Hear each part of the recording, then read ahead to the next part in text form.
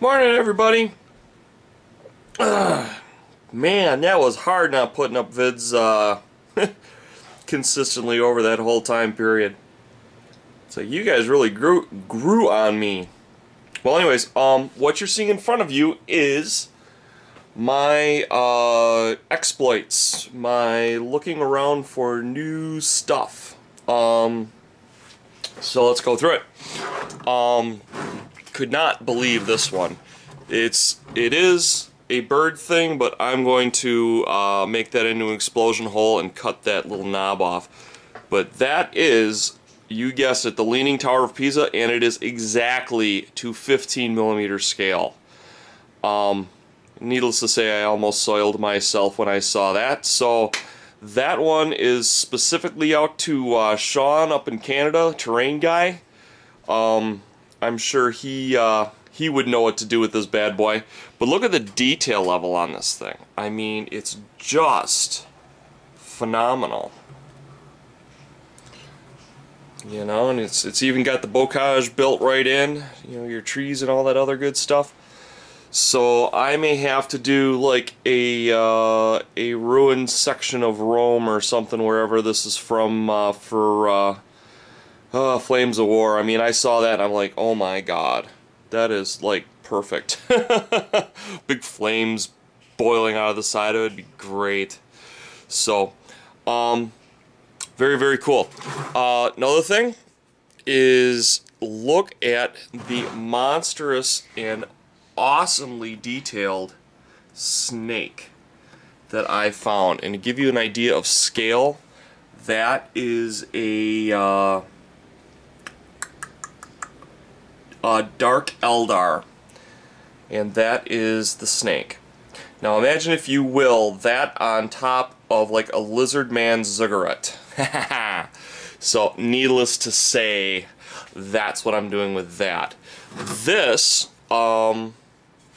is like a wood elf thing I saw, and it is just incredibly cool. You could have this as some sort of put your sorcerer or wizardess or whatever, and this is her little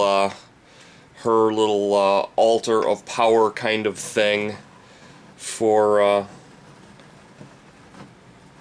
you know, that would just be so awesome for a wood elf army. And speaking of wood elf armies, that bad boy right there I think would look incredible on like the top of like a cliffy hill.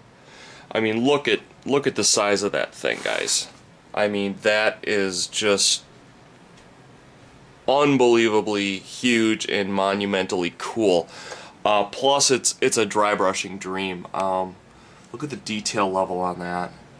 Even, pardon me, even with the detail in the mouth. Woo! Also, smaller sized thing you can put up on pillars, like right next to it, you know what I mean? For like a lizard man thing. And this would look awesome over like a door. Look at the detail on that thing.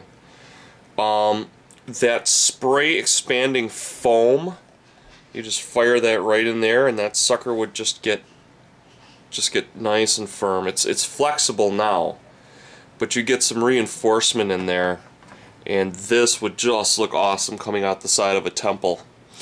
I know, it looks kind of dorky, but when I get done with this, I'm planning on this being like the equivalent of like a rhino for Warhammer, except in the Tyranid and or Arachnid army. The eyes there, I'm planning on actually putting in a bunch of beaded eyes, so there'll be like 8 eyes where each eye is, so it'll kind of look like a spider's eye or something. And then I'm going to use a heat gun. Look at the detail level on this. I mean, the detail level is very, very nice. it's certainly not difficult to dry brush this and make this look good. Not to mention you have the little electricity thing like they did in Starship Trooper, and that sprays the jet of flammable liquid. You know, turn this into like a flamethrower tank or something. And I was on a, as you can tell, a Wood Elf Army kick. All you old AD&D players out there, there was a type of deer that had like 12-foot wide horns.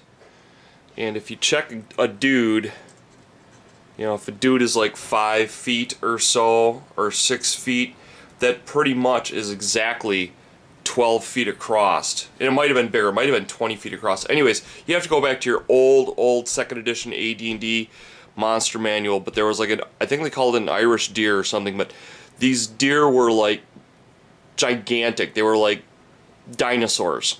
And I thought it would be really cool to do like a Hoda on the back of this bad boy with so you could have a bunch of like Wood Elf archers, and that would function as like their version of a like an elephant.